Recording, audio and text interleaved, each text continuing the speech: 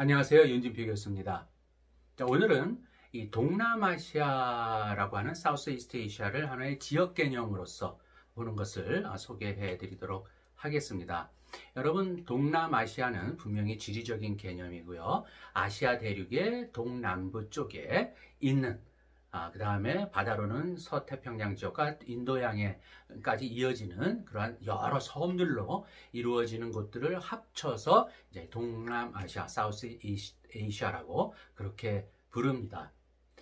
전 세계가 뭐 5대양 6대주의 전 세계 그가 지역적으로는 지리적으로는 5대양 6대주로 되어 있지만은 정치적으로는 저희들이 이제 국가라고 부르는 단위들이죠. 국가라고 부르는 그 나라들이 한 200여 개가 넘습니다. 200여 개가 넘는데, 자, 동남아시아 같은 경우에는 동남아시아는 정치적으로는 나라는 10개의 나라로 이루어져 있습니다. 10개의 나라들이 어느 나라인지 잠깐 한번 생각을 해 보시죠. 가보셨던 나라도 있고요. 또는 또 생소한 나라도 있을 텐데요. 한번 이 아시아 대륙 쪽에 있는 5개 나라, 이쪽 남중국해 옆에서부터 시작을 해서 베트남이라는 나라 들어보셨죠? 그 다음에 그 안쪽으로, 이게 바로 내륙 국가인 라오스가 있고요. 그 아래, 앙코르 구경들 많이 다녀오셨을 텐데, 이게 바로 캄보디아입니다. 그리고 여행지로서 가장 유명한 한국 분들이 제일 잘 아시는 그 나라가 바로 이제 타일랜드, 태국입니다. 그 다음에 타일랜드, 태국의 바로 서쪽에 있는 나라, 그러면서 옆으로는 이제 인도와 경계를 이루죠. 그래서 그 남아시아인 인도와 경계를 이루고 있는 그 나라가 바로 동남아시아의 맨 서쪽에 있는 미얀마가 있습니다. 자, 그 다음에 바다 쪽으로 나오면은요, 바다 쪽으로 내려와서 좀 아래쪽으로 내려오면 말레이 반도를 차지하고 있는 소위 말레이시아가 있고요. 말레이시아는 이제 섬 쪽으로도 동말레이시아도 또한 있습니다. 그 다음에 그 말레이 반도의 맨 끝에 바로 꼭지점처럼 있는 아주 중요한 항구죠. 이게 바로 잘 사는 나라, 동남아를 대표하는 가장 잘 사는 나라인 싱가포르이 있고요. 그다음 싱가포르의 건너편에 그 거대한 동서로 펼쳐져 있는 거대한 섬나라죠. 이 섬나라가 바로 인도네시아입니다. 인도네시아에 관해서는 또 할 말이 굉장히 많은데요. 그건 나중 기회로 미루고요. 그 다음에 그 동말레이시아가 있는 깔리만탄이라고 하는 과거에 보르네오라고 불렀던 섬이 있는데, 그 섬의 북쪽에 동말레이시아의 사이에 끼어 있는 왕국이 하나 있는데, 이게 바로 브루나이 왕국이고요. 그 다음에 브루나이 왕국이 있는 그 섬에서 또 동북 방향으로 보게 되면 그게 바로 필리핀이 있습니다. 필리핀도 대표적인 섬나라죠. 그래서 이렇게 나라로 치게 되면은 5개 나라 대륙부에 있고, 그 다음에 도서부 또는 해양부를 부르는 인도네시아를 포함해서 여기 5개. 그래서 정치적으로는 5개 플러스 5개, 10개의 나라가 존재하는 지역이 바로 사우스 이스트 에이시아, 동남아시아입니다.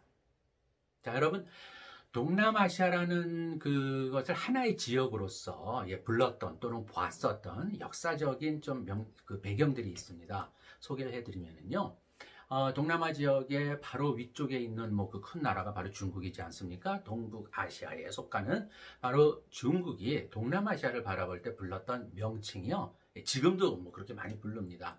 한자로 써서 남양, 남영 남자에, 그래서 남양이라고 부르거든요. 남쪽에 있는 바다라는 거죠. 중국말은 여기가 난양이 됩니다. 그래서 난양이고요. 그야말로 아래쪽, 남쪽에 있는 바다.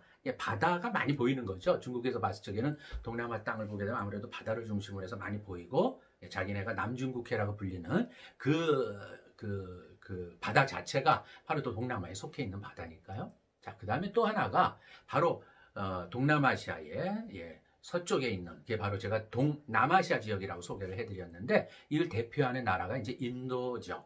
인도인데, 인도가 이제 동쪽으로 바라보게 되면 그게 바로 이제 동남아시아가 있는데요.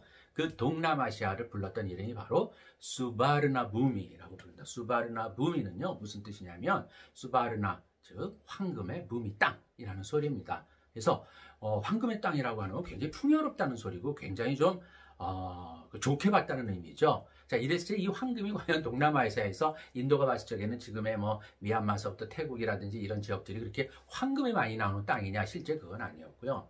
지금도 그렇습니다만은 동남아를 대표하는 농작물이 바로 동남아시아 시작됐다고 하는 바로 그것이죠. 이게 바로 벼농사입니다.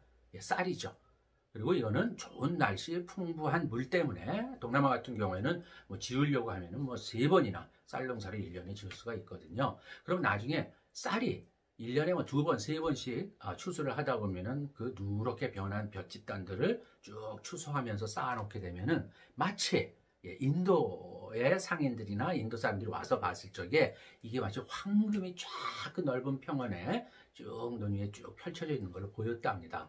그만큼 하나의 풍요한 땅, 풍요의 의미로서 인도에서는 이 동남아시아라는 지역을 바라봤다라고 하는 이야기가 있습니다.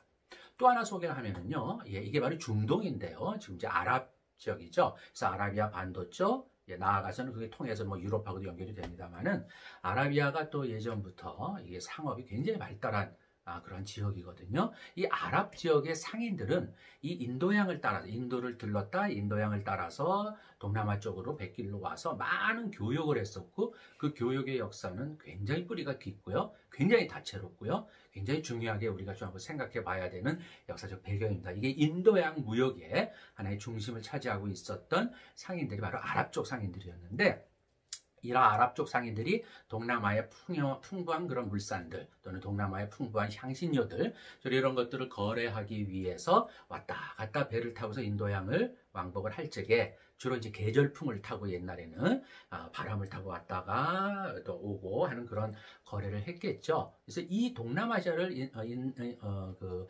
아랍 상인들이 불렀던 이름이 바람 아래의 땅이라고 불렀다고 합니다. 그러니까 바람을 타고 돛을 올리고 그 바람을 타고 동남아 쪽으로 갔다가 그 다음에 다시 계절풍이 바뀌면서 다시 그 바람을 타고 자기네 아랍 쪽으로 오면서 소위 거래를 무역을 했다라고 하는 그 오랜 전통.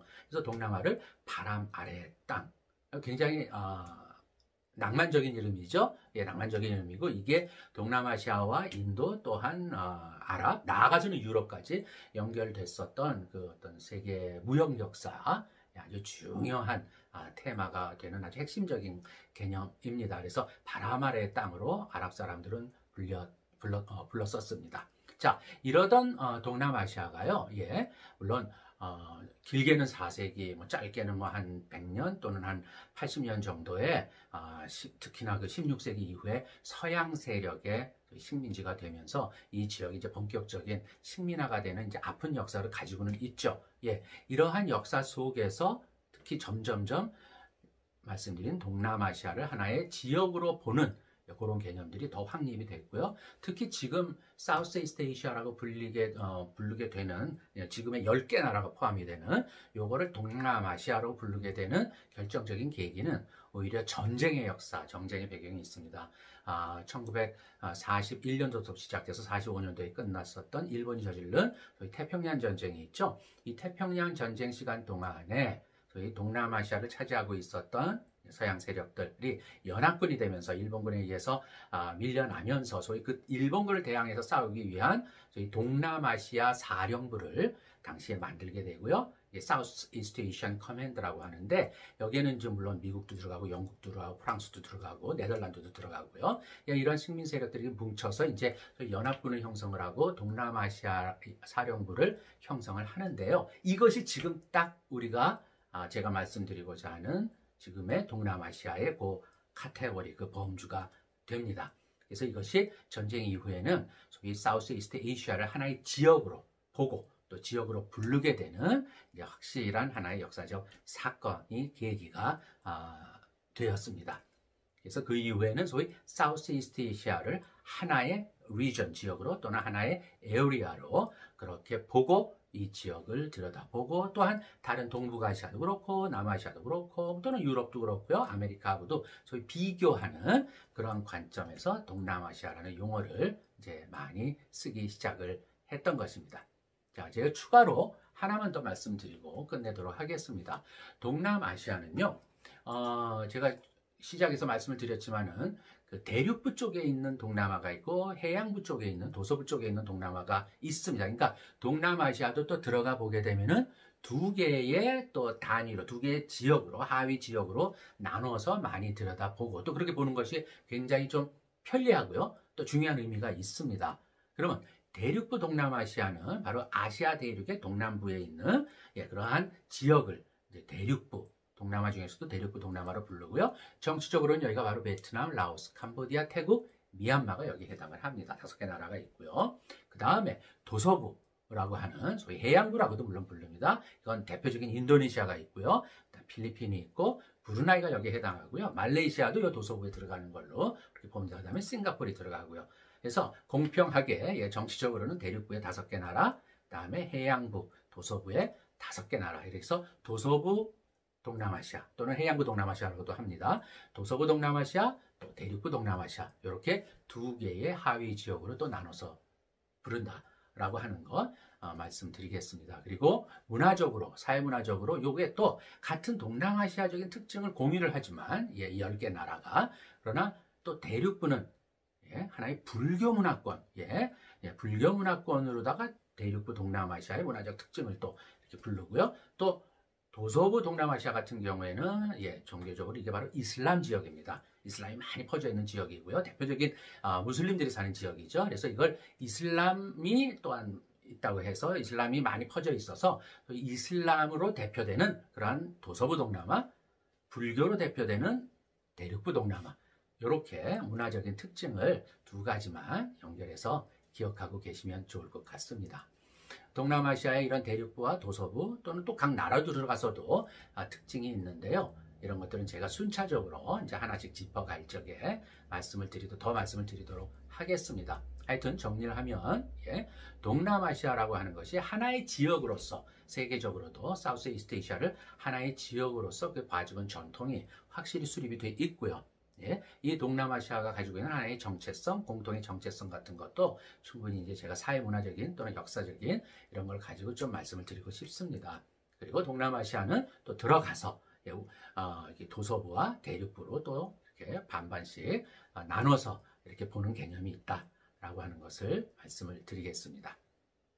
감사합니다.